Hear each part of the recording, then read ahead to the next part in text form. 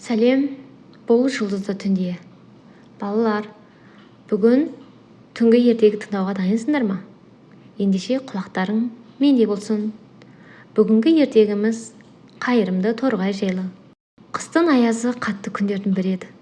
Бір торғай тоңып, терезеден үйге қарап отырды.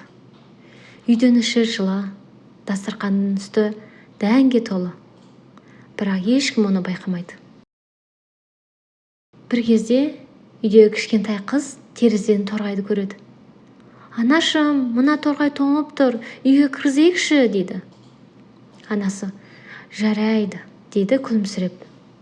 Олар торғайға жылы ұя, су, дәм береді. Торғай жылынып, шиқылдап рахметін айтып ұша жөнеледі. Көктем келгенде дәл осы торғай күнде сол үйдің терезесіне келіп ән айтып отырады. Сонда анасы, қараш, қайырымдылық жүрекке оралады екен.